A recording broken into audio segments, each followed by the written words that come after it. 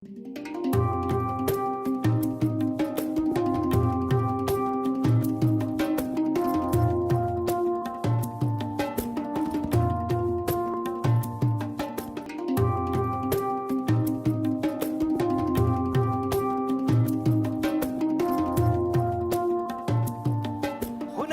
ई एगो ऐसन प्लेटफॉर्म बाटे जहाँ पर ही ढेर जोन आर्टिस्ट अलग अलग प्रकार के जो नर्तक या फिर पेंटर बाटे उ अपन भीतर के जोन क्रिएटिविटी बाटे उ हैजा दिखावे के मौका उ लोग मिलेला। सब कोई के नमस्ते और प्रणाम। हुनरबाज कार्यक्रम में आप सब लोगन के शानदार स्वागत बाटे। आज ई बखत हमने एक्वायर में है सा काहे कि वो मॉरिशस के पूर्वी दिशा में स्थित बाटे। एक्वायर में एगो हुनरबाज बाटे जेकर नाम है मिस्टर प्रवी रघुबा। वो चित्रकला खासकर स्क्रैप आर्ट के प्रति बहुत दिलचस्पी दिखावेला। आज ओकर संगे हमनी बतियाब जा ओकर काम देखब जा। चले जा।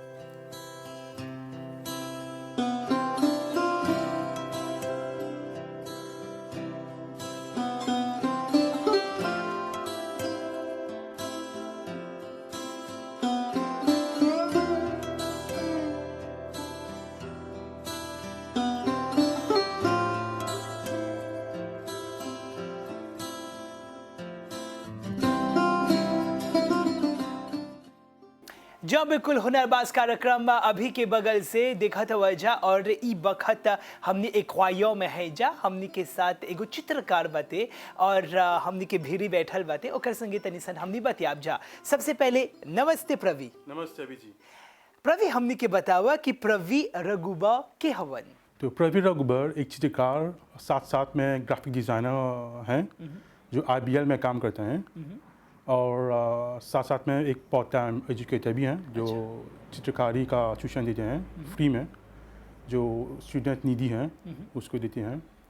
तो ये 17 साल हो गई हैं जो मैं आर्टिस्ट हूँ। राष्ट्रीय और अंतर्राष्ट्रीय स्तर पर मैं भाग लेता हूँ। जो टोगो और हिमालय आर्ट कॉम्पिटिशन थे मुझको अवसर मिला था भाग लेने को ऑनलाइन में। तो उसमें एक प्रोजेक्ट करने को था लगभग 10,000 या 20,000 वर्ड्स लिखने को। तो इसमें मेरी पत्नी ने मेरे साथ दिया और साथ साथ में इंकरेजमेंट मिलता है। मेरे बेटे हैं जो 5 साल का हैं जो मेरे बताए हुए रास्ते पे चलता है, वो भी चित्रकारी करते हैं जैसे कि मैं अपने पिताजी से इंस्पायर्ड हूँ। तो मैं हूँ जी हाँ बिल्कुल। हमने के जिन हुनरबाज बाते ओकर नाम प्रवी और वो चित्रकारिता की दुनिया में अपन भीतर के जिन क्रिएटिविटी बाते अपन भीतर के जो रचनात्मकता बाते वो दिखावे के एकदम तैयार बाते। अब हमने ऐसन काम देखब जा जे अपन आप में बहुत ही सुंदर बाते। दिखा जा।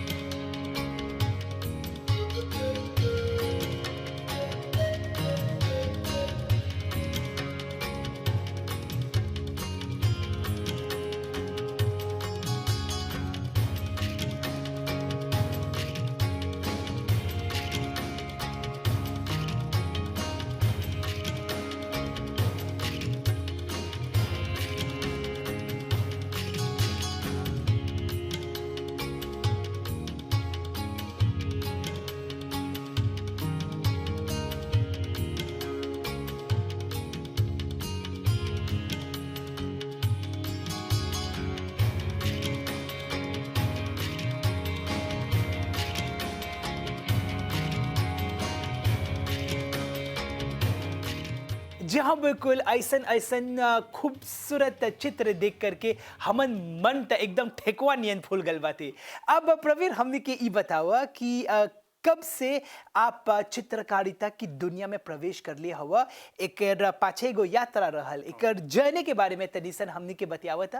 तो जैसे मैंने बताया अभी, मैंने अपने पिताजी से इंस्पायर्ड हुआ हूँ। जब मैं 7 साल का था तो मेरे पिताजी एक गुरुजी भी हैं, वो कीर्तन मंडली में कीर्तन सिखाती हैं। तो उस वक्त उसका एक क्लब था जिसमें 20 मेंबर्स थे। तो वे महाशिवरात्रि के दौरान बड़े कावड़ बनाते थे, जैसे कि महाभारत में थे अर्जुन और कृष्ण जब युद्ध में गए थे तो द chariot उसने बनाया था मेटल से। अच्छा। हाँ, तो उसी दौरान मैंने बोल दिया था कि मेरा लक्ष्य है कि मैं एक दिन मेरे पापा जैसा बनूंगा। तो उसी दिन मेरे पापा ने मुझको प्रोत्साहित किया था, मुझको पेंट वाटर कलर खरीद के देते थे, सब कुछ देते थे। तो जब मैं कॉलेज में गया तो अनेक प्रतियोगिता में भाग ली। तो मैंने अव्वल आया, कंपटीशन विन किया। तभी मेरे गुरु थे, गुरु हैं चुरामन देव चुरामन, जो एक माने आर्टिस्ट हैं। तो उसने बोला कि तुम ज़रूर एक दिन एक आर्टिस्ट बनोगे। तो उसी ने मुझको इनकरेज किया ACA में ज्वाइन करने के लिए। ACA कहा से association artistic pour la créativité। ओके, तो मैंने ज्वाइन किया एज ए सिंपल मेंबर। तो आज मैं एक सेक्रेटरी हूँ ACA का, जिसमें माने जाने कलाकार हैं। ओके, तो इसी दौरान मैंने पार्टिसिपेट किया सालाउंडीमी में। ओके, तो मुझे और भी एनकरेजमेंट मिला जाने के लिए। तो 17 साल हो गई मैं सालाउंडी थे और अनेक इंटरनेशनल एग्जीबिशन में भाग लेता हूँ। जहाँ बिल्कुल हमने के जन हुनरबाज बाते उन खाली एगो राष्ट्रीय कलाकार बाते, बकेर एगो अंतर्राष्ट्रीय चित्रकार भी बाते। काहे कि मतलब मॉरिशस से निकल कर उ दूसर देश में जाकर के भी अपन जन चित्र के प्रदर्शनी कर ले बाते, जो अपन आप में बहुते अच्छा और हमने के देश खातिर एगो गर्व महसूस हमने करीला सा।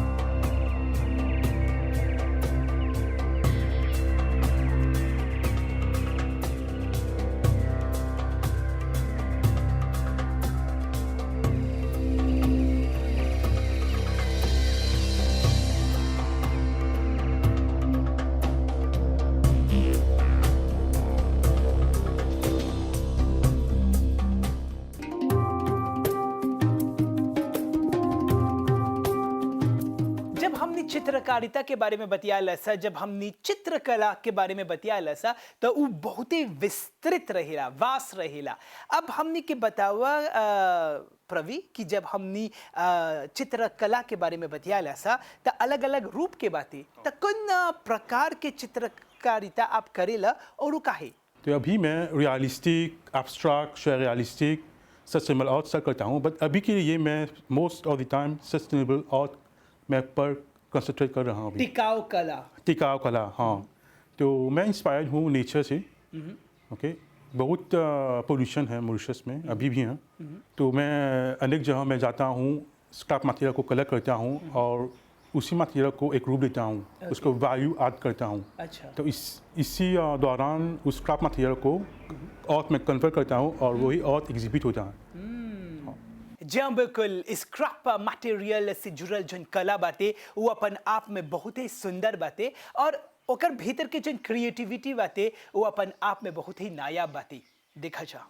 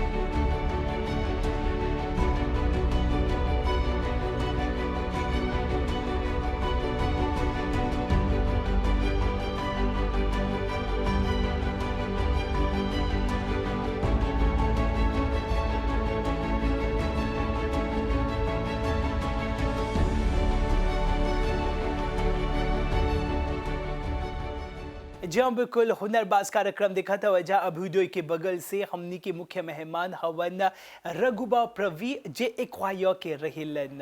अब प्रवी हमनी के ई बतावा कि कैसे आप अपन टाइम मैनेजमेंट करेला काहे कि आप बोले हवा कि फ्री टाइम में तनी सन आप ट्यूशन देवेला फ्री में लड़का लोगन के और आप अलग अलग प्रदर्शनी एग्जीबिशन में आप अपन जन पेंटिंग बाते ओकर प्रदर्शन करेला एकर संगे संगे दूसर देश भी जाला आपके अपन परिवार बाते कभी कभी तो ढेर कोमान भी मिल जाला तो कैसे आप हई सब के टाइम मैनेजमेंट करेला। तो अभी मैं पहले एक प्लानर था, सब वेल ऑर्गेनाइज था, डेडलाइन सब कब आर्टवर्क सबमिट करना चाहिए। पर अभी जब मैं शादी कर लिया, एक बच्चा है 5 साल, तो सब उथल पुथल हो गए हैं।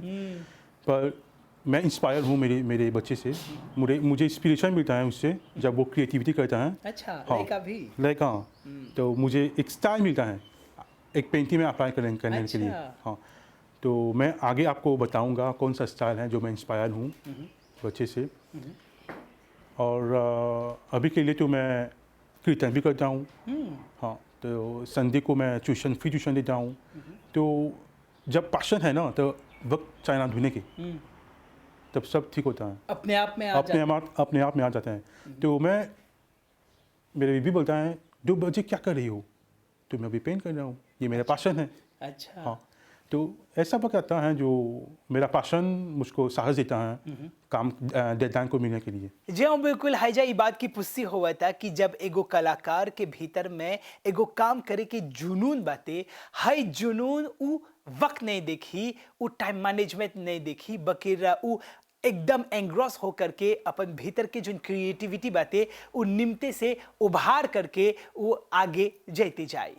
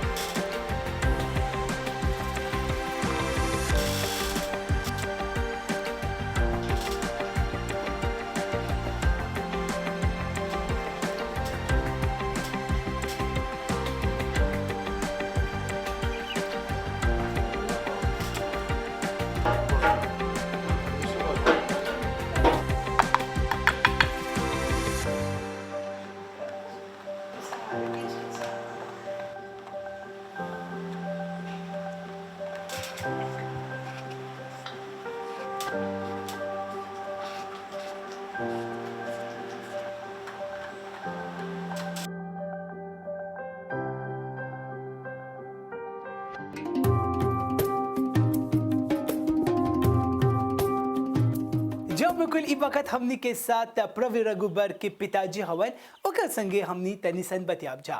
सबसे पहले नमस्ते चाचा। चाचा हमनी के बतावा कि प्रवीण रघुबर कौन कलित के लड़का रहल। प्रवीण रघुबर वो बहुत एगो मेहनतिया लड़का रहन। वो छोटी से हमेशा पढ़ाई में ध्यान देवे जी और अपन से पे पासे होल तो उ के एडेन कॉलेज में जाए के तो हुआ से वो ध्यान डाल दिलक कि वो कलाकार में रही भाग लेलक। वो ढेर कॉम्पिटिशन जी में भाग ले हवन और पहला बहुत इनाम पहले बा। साथ साथ वो एगो कलाकार भी हवन ढोलकिया। वो ढोलक बजावेला ढोलक बजावेला? वो संगे कीर्तन में जाला ढोलक बजाए। ओकर पिति बेटा हवन वो भी साथ साथ जालन और हमने के परिवार सब सत्संग में हो सत्संग में है जहाँ। तो चल बहुत बहुत धन्यवाद। अब हमनी प्रवीण रघुबर के एगो दूसर रूप देखब जा, एगो संगीतज्ञ, एगो ढोलक वादक नियन देखा जा और सुना जा। बहे गंगा के धार गले सर्पों के हाथ महादेवा कैसे नात करूं तेरे सेवा कैसे नात करूं तेरे सेवा। ओ बहे गंगा के धार गले सर्पों के हाथ महादेवा कैसे नात करूं तेरी सेवा। फुलवा चढ़ाऊं और मन में मनाऊं फुलवा चढ़ाऊं और मन में मनाऊं महादेवा कैसे नात करूं तेरी सेवा ओ कैसे नात करूं तेरी सेवा। सबके जिंदगी में प्रेरणा जेकरा हमनी सोर्स ऑफ इंस्पिरेशन बोलीला सा उ सबके जिंदगी में रहेला। तब रवि आपके सोर्स ऑफ इंस्पिरेशन के हवन और काहे? तो अभी मेरे प्रेरणा नेचर से आता है, पहले प्रकृति से आता है। और मैं स्क्रैप मटेरियल को कलेक्ट करता हूँ जो मैं कन्वर्ट करता हूँ, मैंने बोल दिया था। और मेरे पिताजी से जो बचपन से ही मुझे रुचि आ गई थी मेरे पिताजी को काम करते हुए देखते हुए।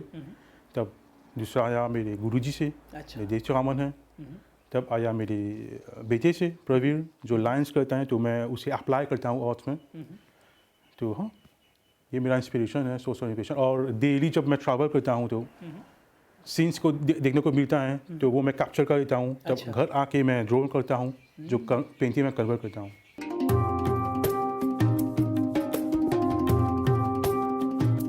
प्रत्येक व्यक्ति के जिंदगी में ड्राइविंग फोर्स रहेला। बखेर प्रवी हमनी के ई बतावा आपके जिंदगी के ड्राइविंग फोर्स के हवन और काहे? तो अभी मेरे ड्राइविंग फोर्स मेरी पत्नी है जो हमेशा मेरे साथ देते हैं।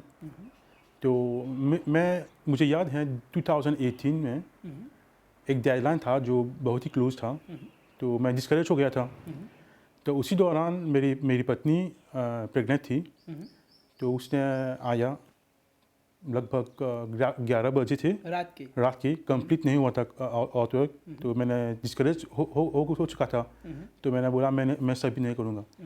तो उसने रात भर मेरे साथ बैठकर बातचीत की, तो मुझको एनकरेजमेंट मिला। तो वक्त पर मैं उस आउटवर्क को एंड कर लिया था, तब सबमिट किया था जो नेशनल लेवल पर एग्जिबिट हुआ था। वो आउटवर्क अनंता आर्ट गैलरी में एग्जिबिट हुआ था।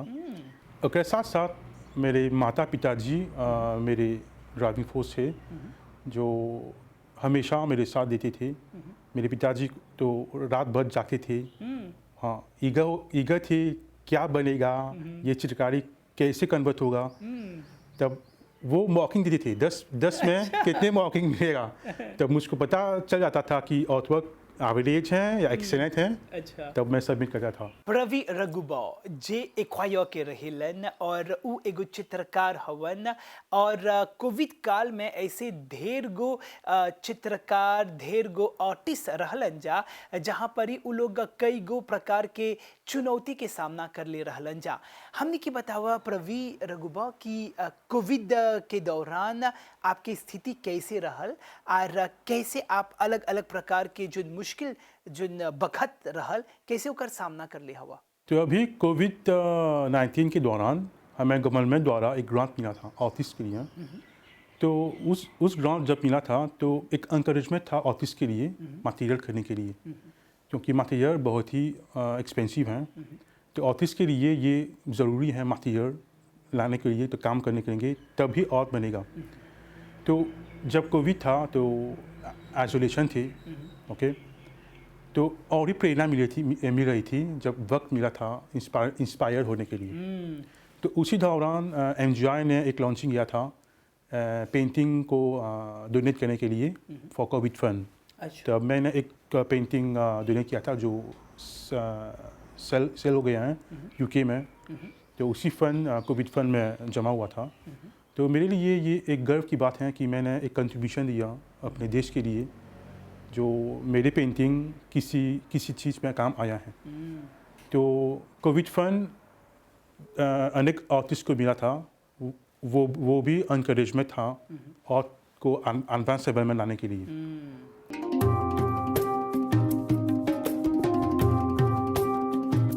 जी हाँ, बिल्कुल। हमने के जो मेहमान बाते जेकर नाम है मिस्टर रघुबा प्रवी, उ एगो बहुमुखी प्रतिभा संपन्न माने कि मल्टी टैलेंटेड आर्टिस्ट हवन। ओकर भीतर में अलग अलग प्रकार के गुण बाते, काहे कि उ न खाली एगो चित्रकार बाते बकर एकर संगे संगे उ एगो ग्राफिक डिजाइनर बाते। प्रवी, हमने के ई बतावा कि कैसे आप अपन चित्रकारिता से जुड़ल जन क्रिएटिविटी जन कलात्मकता बाते उ आप अपन ग्राफिक डिजाइनिंग में आप ओकरा अप्लाई करेला, बतावा था। तो अभी मेरे चित्रकारी का एक इवोल्यूशन है जो हम ट्रेडिशनल आर्ट कहते हैं, पेंटिंग विद ब्रश एंड कलर्स। तो मैंने एक इवोल्यूशन डाला है ग्राफिक में। तो मैं ट्रेडिशनल में कन्वर्ट किया न्यूमेरिकल में, अच्छा, डिजिटल में। हाँ। तो मैं अपने चित्रकारी को मैं न्यूमेरिकल में बदल देता हूँ। जैसे कि एक है मिस्टिकल फ्लावर जो एग्जिबिट हुआ है नेशनल लेवल पर। अच्छा। तो ये एक पेंटिंग था जो उस पेंटिंग को मैं कन्वर्ट किया है लाइवली डिजिटल में। तो मैं इवोल्यूट हो रहा हूँ अभी। तो मैं आर्ट की दुनिया में जो भी इवोल्यूशन चल रहा है मैं उसी के हिसाब में चल रहा हूँ। तहाजा ये बात की पुष्टि हुआ था कि हमने के जो हुनरबाज बाते उ आर्ट की जो दुनिया में ढेर गो विकास हुआ था, ढेर को एवोल्यूशन हुआ था, ओकर हिसाब से जाता। अब एगो ऐसन काम देखब जा जे हमनी के हुनरबाज प्रवी रघुबा के बगल से करल गल बाते, एक बहुत ही सुंदर ग्राफिक वर्क।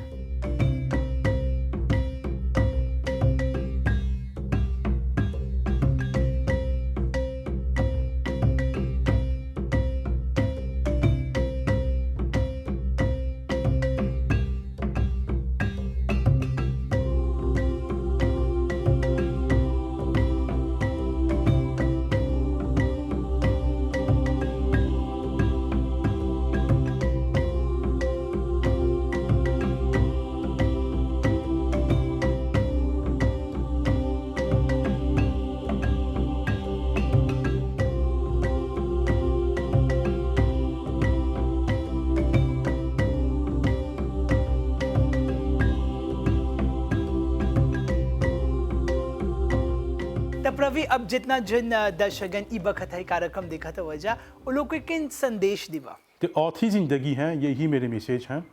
बहुत से छात्र हैं जो वो सोचते हैं कि आर्ट एक बहुत ही सरल सब्जेक्ट है, क्या करेंगे इससे। तो जैसे मैं बोला कि ये ड्रेस जो मैं पहना हूँ वो एक डिज़ाइनर ने बनाया है। जो आईफोन आप यूज़ करते हैं वो भी डिज़ाइनर ने बनाए हैं। जो स्पेक्टिकल्स आती हैं, कार, सभी जो इवोल्यूशन आती हैं, तो सब में एक योगदान है डिज़ाइनर के लिए।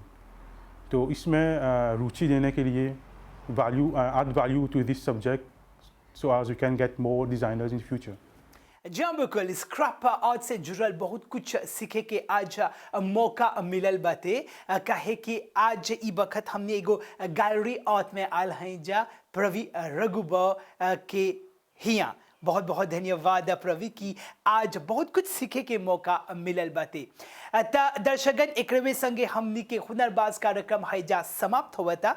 बकर आवत बीफे के एगो दूसरा हुनरबाज के संगे हमनी भेंटाब जा।